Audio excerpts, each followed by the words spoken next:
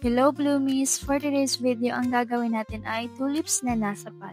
Ang kailangan natin dito ay 6 fuzzy wires. Ikakat lang natin siya. So, bali magkakaroon tayo ng 12 pieces na 15 cm na fuzzy wires. So, pwede nyo naman siyang ikat muna bago i-fold. Ako kasi tinutuloy-tuloy ko na bago ko siya ikat. Ang kailangan natin per petal ay 3 pieces ng 15 cm na fuzzy wires. I-align lang natin yung dalawang 15 cm and then ipasok natin sa gitna yung isang 15 cm. I-twist nyo siya sa taas and then ibaba nyo siya para ilak na.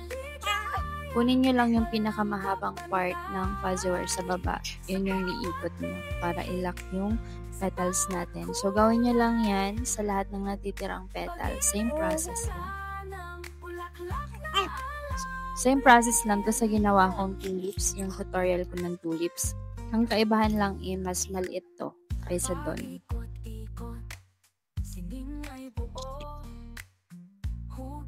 Sundan nyo na lang kung paano ko siya ginagawa.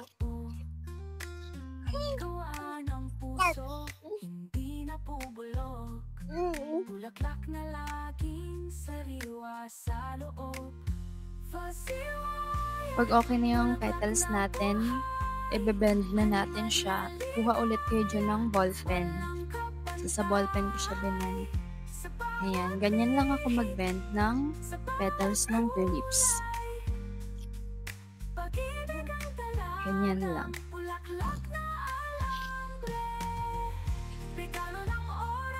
Pagka na-bend ko na siya, hihilain ko lang siya sa magkabilang dulo. Ayan. Hinila ko lang siya ng konti para humaba siya ng konti.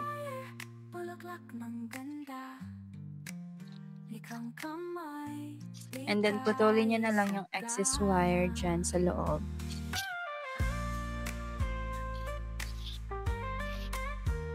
Ayusin nyo na lang siya, guys.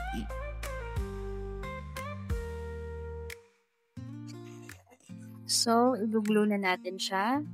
Maglalagay kayo ng glue dun sa pinakamalapit sa loob para hindi visible yung glue sa labas.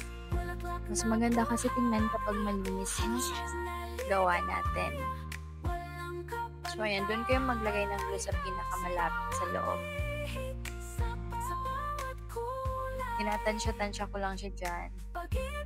Kung okay na ba. So, ayan.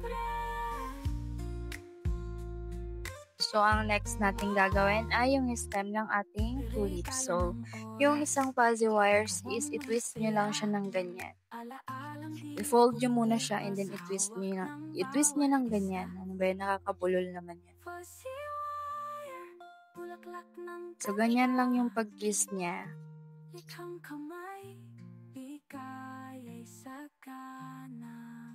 So, tansyahin nyo na lang kung gaano kahaba.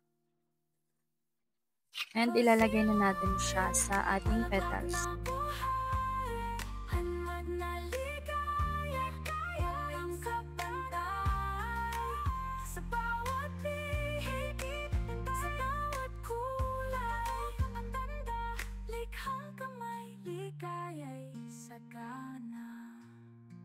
So, ayan, ayusin nyo na lang siya. Gagawa na tayo ng leaves ng ating tulips. So, sa leaves, kailangan natin ng 4 pieces na fuzzy wires. Yung isa, i-fold nyo lang, and then yung isa, i-cut nyo. So, same process lang naman to sa paggawa ng petals. So, ganyan lang yung paggawa ng leaves ng ating tulips. Spread nyo lang siya ng ganyan.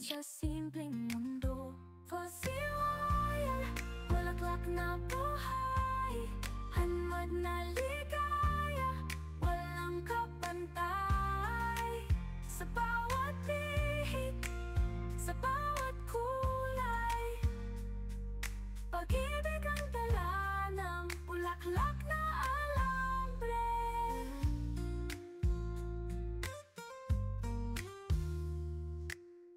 Paikot-ikot, sining ay buo. Hugis ng petals, ang daming ay totoo. Gawa ng puso, hindi na pubulok. Bulaklak na laging sariwa sa loob. Fuzzy wire, So, naglagay na ako dyan ng glue sa butas and then tapos na yung ating tulips in a pot. So, yun lang guys. Thanks for watching. Don't forget to like, follow, and stay blooming with everlasting blooms. Bye!